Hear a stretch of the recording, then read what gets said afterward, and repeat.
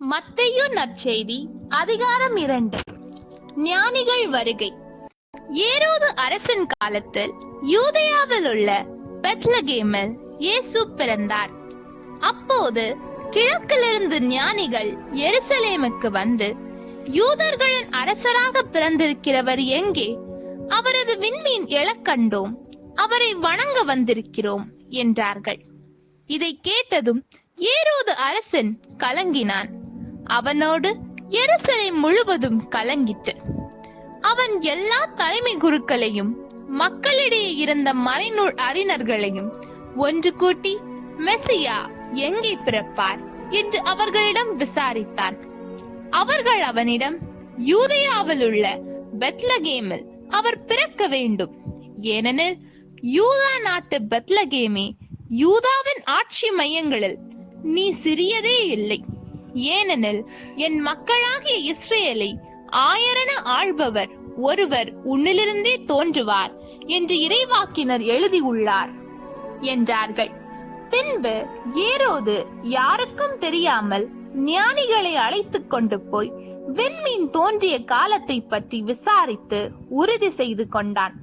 மேலும் அவர்களிடம், நீங்கள் சென்று குழந்தையை குறித்து திட்டவட்டமாய் கேட்டு எனக்கு அறிவியுங்கள், அப்பொழுது நானும் சென்று அக்குழந்தையை வணங்குவேன் என்று கூறி அவர்களை பெத்லகேமுக்கு அனுப்பி வைத்தான். அரசன் சொன்னதை கேட்டு அவர்கள் புறப்பட்டு போனார்கள்.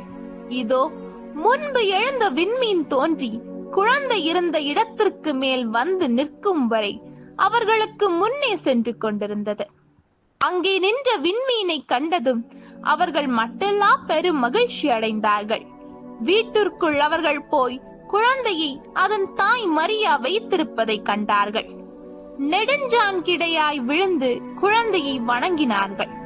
தங்கள் பேழைகளை திறந்து பொன்னும் சாம்பிராணியும் வெள்ளை போளமும் காணிக்கையாக கொடுத்தார்கள். ஏரோதிடம் திரும்பி போக வேண்டாம் என்று கனவில் அவர்கள் எச்சரிக்கப்பட்டதால் வேறு வழி இல்லாமல் தங்கள் நாடு திரும்பினார்கள். எகிப்துக்கு தப்பி ஓடி செல்லுதல். அவர்கள் திரும்பி சென்ற பின் ஆண்டவருடைய தூதர் யோசேப்புக்கு கனவில் தோன்றி, நீர் எழுந்து குழந்தையையும் அதன் தாயையும் கூட்டிக் கொண்டு எகிப்துக்கு தப்பி ஓடி செல்லும். நான் உமக்கு சொல்லும் வரை அங்கேயே இரும், ஏனெனில் குழந்தையை ஏரோது கொல்வதற்காக தேடப் போகிறான் என்றார். யோசேப்பு எழுந்து குழந்தையையும் அதன் தாயையும் கூட்டிக் கொண்டு இரவிலேயே எகிப்துக்கு புறப்பட்டு சென்றார். ஏரோது இறக்கும் வரை அங்கேயே இருந்தார்.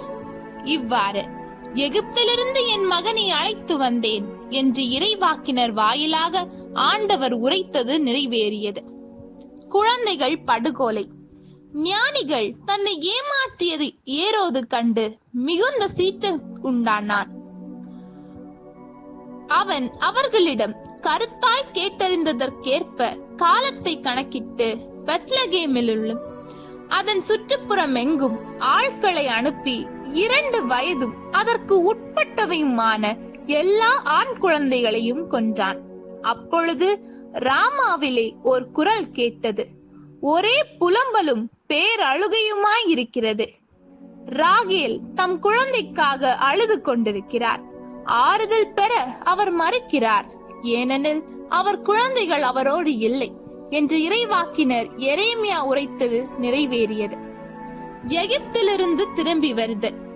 ஏரோது காலமானதும் ஆண்டவருடைய தூதர் எகிப்தில் யோசேப்புக்கு கனவில் தோன்றி, நீர் எழுந்து குழந்தையையும் அதன் தாயையும் கூட்டிக் கொண்டு இஸ்ரேல் நாட்டுக்கு செல்லும், ஏனெனில் குழந்தையின் உயிரை பறிக்க தேடியவர்கள் இறந்து போனார்கள் என்றார். எனவே யோசேப்பு எழுந்து குழந்தையையும் அதன் தாயையும் கூட்டிக் கொண்டு இஸ்ரேல் நாட்டுக்கு வந்து சேர்ந்தார். ஆனால் யூதேயாவில் அர்க்கலாதன் தந்தைக்கு பின் அரசாளுவதாக கேள்விப்பட்டு அங்கே போக அவர் அஞ்சினார். கனவில் எச்சரிக்கப்பட்டு கலிலேய பகுதிகளுக்கு புறப்பட்டு சென்றார். அங்கு அவர் நாசரேத்து எனப்படும் ஊருக்கு சென்று அங்கு குடியிருந்தார். இவ்வாறு நசரேயன் என்று அழைக்கப்படுவார் என்று இறைவாக்கினர்கள் உரைத்தது நிறைவேறியது. ஆண்டவரின் அருள்வாக்கு. கிறிஸ்துவே உமக்கு புகழ்.